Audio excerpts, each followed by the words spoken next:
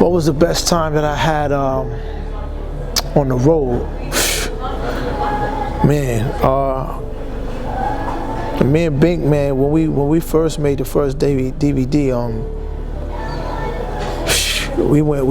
I told him let's hit the road, and we got an order in about 5,000 DVDs, and we got the order. I remember, matter of fact, French Montana man, Chazz, hooked us up with the order because we didn't know where to get replicated DVDs at. You know what I'm saying? They say duplicated and replicated are different, you know, the ones with the silver on the back and the artwork on the front, and it's already packaged for a fee. So I figured they was making some money anyway. Flavor Link was dropping another DVD, me and Bink, but we already had Gangsta Chronicles rolling, so we dropped Dash breakup. When Jay-Z and Dame Dash first broke up, we was the first motherfuckers. Matter of fact, we was the only motherfuckers at that time to get the video Dame Dash point of view on the whole. So anyway, French Montana called my phone from probably the DVD, because you know, prior to that we had filmed him like 3 different times. Yeah. Flavor Link, French Montana. Y'all see me on here before, y'all gonna see me again.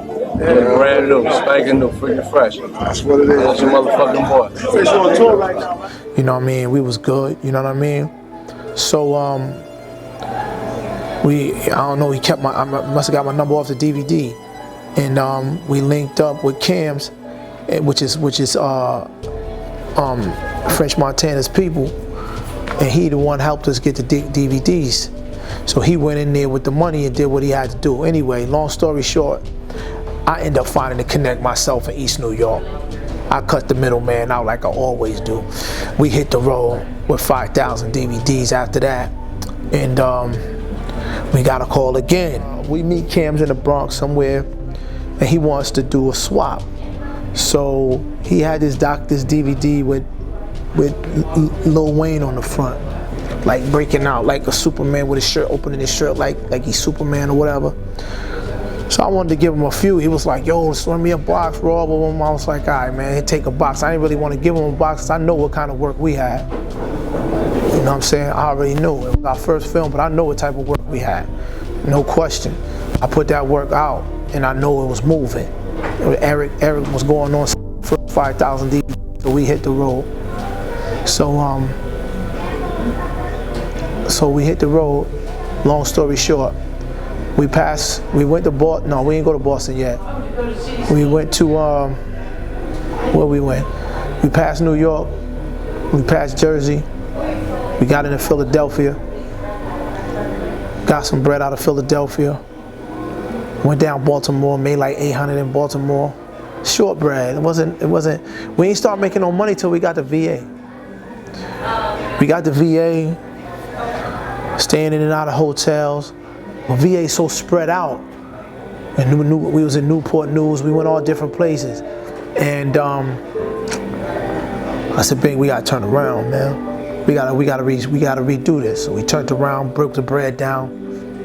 And I called Chazz. Chazz called me from As Is magazine, the owner. He was like, Raw, what's up? I see you got the documentary out, it's moving. I said, word, you got it out there? He said, no, they ain't out here like that, but niggas is getting them. So I had a lot of calls, started getting calls from the Midwest. He said, this way you need to come. I said, he ain't said nothing. I said, you got me a liaison? He said, man, I got you. I said, man, I'll be there tomorrow morning, player. He said, you bullshitting. I said, I'll be there tomorrow morning. You messing with the ace, baby. I ain't playing no games. I called Bink. I said, Joe, we going to Chicago. He was like, well, for real, cousin? I said, man, we're going to Chicago. Book a rental for a month. Bink got on the phone, booked a rental for the month. I took the train down to New Haven, jumped in the rental that morning, shot out there. Boom, took 17 hours. I drove all the way. Me. He was sleeping. He wanted to grab the wheel, but it was just, we packed him getting busy. And Bink like, yo, these niggas keep coming over here and, you know, they buying, but more dudes is coming. So Chazz hit me. I was like, yo, what's up? He said, yo, where you at, Raw? I said, yo, I'm over here somewhere across the street from the project. He said, I forgot the name of the street. He said, yo, I told him, he said, get out of there. So I'm like, what? I said, yo, what's going on? I said, yo, I'm getting paper here. He was like, yo, get out of there. So once I finally got back, nigga Prophet told me, he said, yo, them Cobras, man. I was like, word? He was like, yeah, man.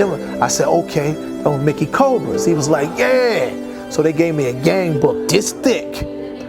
We started riding with him instead of following him. He tossed it in the back of the Escalade. I brought that joint in the hotel. I lost my mind, man. I lost my mind looking at all that. I was like wanting to do more journalism, but I couldn't because we couldn't go to the Spanish side of town because it wasn't happening. You dig what I'm saying? But yeah, those was my times, man. And we had a lot more times, man, because what we was trying to do, I came up with trying to make a reality show on and nobody they was just starting that. The reality show was gonna be me and him. And it turned into what we doing now, man. You know, the Hustler's Diary, man. This is part of my diary, man. You know what I'm saying? And I don't believe that we should cut any of that parts out of people's lives because everybody got a diary. Everybody got a story, and everybody should tell their story, man. Like, you know what I mean? I mean, if it means something to you, I know mine do. It mean a lot to me, and people don't hardly know half of the stuff I'm saying. You know, half of the people that I met that, you know, wanted like Akon. Like, Bink met Akon, but I talked to Khan on the phone. And Khan, you promised me a job, and I want it. He was like, yo, if we like it, if we sit down, we're gonna break bread. If we like it, if I like it, I'm gonna give you a job. I was like, yo, I know you busy. He said, nah, son, that's how we get money. Khan a smooth brother, man. You know what I mean? And a lot of these cats, he's supposed to be like R&B. To me, he's R&B hip hop. Another one, Beanie Siegel. He called Bink phone and told Bink he want me and Bink to go on tour with him. He was supposed to be getting a tour, but it didn't fall through. So I'm nudging Bink. I was like, yo, ask Akins we getting paid. Cause you understand, we gotta get money because right now we getting paper. So for us to leave what we doing to go on tour with Beans, we would have liked it, but me and Bink ain't no groupies. I got love for you, homie. I love your music, baby, but you know, cash rule, man. Let's get some paper and make everybody smile. At the end of the day, we good money. You know what I'm saying? I'm from Hartford, man. I don't know no other way, baby. You got to pay me. But I would have, and I love the experience, but that didn't fall through. You know what I'm saying? But that was a hell of a time, B. Like I had a ball, and we getting ready to do it again. We just ain't gonna be moving with no physical DVDs. You know what I'm saying? We getting ready to do it again with Glaze. You know what I mean? So that's me, man. I'm Raw Heat, and that's part of my diary, man. You know what I mean? What was my conversation like with Dame Dash? Man, it was interesting. Dame dropped jewels on me, man. Way back then. You know what I'm saying? And that's when we was making the last, I call it the last Flavor Lane DVD because we ain't making no more. We kept making documentary after that. We went to his office downtown. A bunch of cats was in his office. Chazz called me, was like, Raw, get up here if you want this interview. I shot out there. Bink stayed downstairs because me and Quan went upstairs. My man from Brevoort, Don Quan. You know what I'm saying? We went upstairs, came in. I think Little Sean let us in from Brooklyn. I don't know if y'all know about Little Sean back in the day. Yeah, you know what I'm saying? Hickey's on my neck, you know what I'm saying? So anyway, so we go up in there. I sit down, shake Dame's hand. He in there cracking jokes. This one's got black. Take your hat off, you bum ass nigga. His head short. Look. Now looking like a cat standing there straight up. A black cat. You looking like a skunk. Yo, listen, you looking like a skunk without a white stripe. I got my camera. I'm just sitting there waiting. Waiting for a whole hour and a half for Dame. He buying jewelry. Big boy, big jewelry. That's my jewelry. Not my jewelry. Oh, back. Danish. I don't like the cap jewelry that everyone can get, so right. I can't do from Denmark. I come from Copenhagen. Oh, okay. So this is you see the jewelry I wear. Yeah, that's why I didn't want to put the camera on it because I was like, you know, it's exclusive. That's cool. Oh, They can't get to them. Oh. Asking me what I think yo, son, I'm like, my mind can't even fathom what you buying, dude. I don't know nothing about that. Only thing my mind on is getting the interview. But I stayed calm. He said, you like this? I said, it's all right, man. It look good to me. He laughed and he's like, yo, you hear that nigga? Somebody look good. I'm like, you know, I let him do his thing. And everybody calmed down. Then he started talking to me after an hour and a half. So he was like, yo, what y'all trying to do, man? I said, yo, man, I just want to interview. He said, what you want to talk about? I said, man, you may want to, I'm coming straight out with it. I'm like, yo, I want to talk about the Rockefeller breakup and how you feel about it. He was like, yo, I don't really want to talk about that. I said, baby, that's what I'm here for, you know what I'm saying? So he was like, yo, you know why I'm going to give you this interview? I said, why? He said, I ain't give it to nobody yet. He said, the reason why I'm going to give it to you, he said, yo, son, you ain't coming here on no tough guy stuff. You wasn't acting like, oh, this nigga trying to play me, still trying to play me. You put jewelry in my face, snapping jokes, talking about money, da-da-da. I'm sure who I am. I ain't trying to be bigger than who I am. I'm just raw heat. I'm in here trying to get an interview. You know what I'm saying? So long story short, he gives me the interview. He showed me.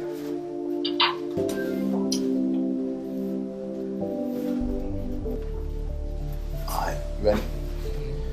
To me, the way it ended was corny, understood. But to go to the artist and say you gotta choose a side is way whack. You know what I'm saying? And that wasn't my intent. And all I offered everyone else was, yo, it ain't no more Rockefeller, you know, the old Rockefeller. So all I can do really is help y'all set up your own situations. Right. You know what I'm saying? So in answer to Bleak, he got the role with Jay. Right. I don't think he didn't have enough to start his own situation. And I wouldn't even expect him to. All I really was talking to really was Cam and Beans. You know what I'm saying? So when you sell the company, like I sold Rockefeller, Universal now owns it. You know what I'm saying? And I don't own Rockefeller no more. They make Jay the president of Def Jam, and of course Def Jam now owns Rockefeller. So that's his job now. You know what I'm saying? But because of my position, you know, I made it to where Cam could get off the label and get 3 distribution deals somewhere else. Beans was locked up. I went to Beans and was like, yo, it ain't no choosing no sides. You know what I'm saying? But set your own situation up. Right now you can. You know what I'm saying? Just let me know what you want me to do. I'm going to go ahead and do that for you. If you notice, Beans' album came out through Damon Dash Music. Right. Yeah. You know what I'm saying? So, you know, you're asking really about Clue hasn't had an album out in 6 years. You know what I'm saying? So that's, you know, but actually, Clue still calls me about the album and stuff. I'm like, whatever you want me to do, I'll do. You know? And Def Jam actually cut me a nice check to consult when you needed to. You know what I mean? But I don't own those acts no more. I sold them. He shows me what he's making. That back then Dame was making he was making suits for them, because that time they had changed the dress code. You had to come in suits. So Dame was hustling, man. He showed me the watches he was making. Ill. Showed me in the back how the suits was made. He had some pieces already, some show pieces. I was like, damn. He said, Dame said, whatever you do in life, you gotta make sure you do it as big as you possibly can. And that never left me. So I was like, yo, man, I'm grinding. He said, so? Whatever you gotta do it to the best of your ability. So he was like, Dan was telling me about how Big they used to do it. You know what I mean? Him, Jay, and Biggs. Well, Like, you know, The Rock was based on the block. Right. You know what I'm saying? Like, you know, I had a crew called The Best Out. We used to throw parties at the Cotton Club. We used to get the first 100 ladies free Moet at the time. We wasn't getting Crystal out there. And we used to throw the best parties, have the most fun. Everybody from all boroughs getting girls to come. And we weren't even really getting it like that. It was alright, you know what I mean? But I saw our influence, the impact. People want to have fun. People like to get drunk. You know what I mean? That was our biggest form of marketing, was to go into a club, shut it down. When I say shut it down, order every bottle of champagne in there and just give it out. Because everybody wants to party, you know? And the way we was partying, it wasn't like doing no clown shit. You know what I'm saying? It was also drinking bottles and, you know, spending a little money and getting the girls, and, you know, basically what everybody else was for, you know? And that was how we marketed it, you know? And it's based on my point of view. That's what we did on our block. together. They was buying out the bars and clubs and going shooting in my lifetime in St. Thomas. I was like, damn. He was like, yeah, that was all our money. We wasn't on yet. I was like, yo, but that was a different kind of money. He started laughing. He was like, yeah, it was, but you know, we was doing what we was doing. I was like, I don't live that life no more. He said, man, I dig you, man. He was like, yo, he said, yo, who? He asked me, who did the cover? I said, Miami Chaos. He said, who do the editing? I said, my man Bink. He said, he down with you? I said, yeah. He said, who do the interviews? I said, I do. He said, who do the distribution? I said, me and my man do. He said, man, get the fuck out of here. I said, nah, I'm serious. He was like, yo, what y'all want, pay nobody, B? I was like, what you talking about? He was like, yo, son, he said, yo, see what I'm talking about? And them dudes was talking. He's like, yo, chill, man, I'm dropping jewels, man. Y'all niggas need to hear this. You see what this dude is doing? And they put all the focus on me. I was like, what I'm doing? He was like, yo, he said, you hustling. He said, but you hustling. He said, you ain't got no staff. You can't do this by yourself. He said, I'm bugging. He said, I wish I had you and your man when we had Rockefeller. He said, I need that type of drive. He said, look at his eyes. And that was the first time somebody told me that. Some people told me like 3 times I was in different offices. I guess I was just looking like I ain't taking no for an answer. Y'all gonna do something, cause I'm trying to change the quality of my life, man. I'm trying to change the quality of living. You dig what I'm saying? And I love this, and ain't nobody gonna stop me doing what I'm doing.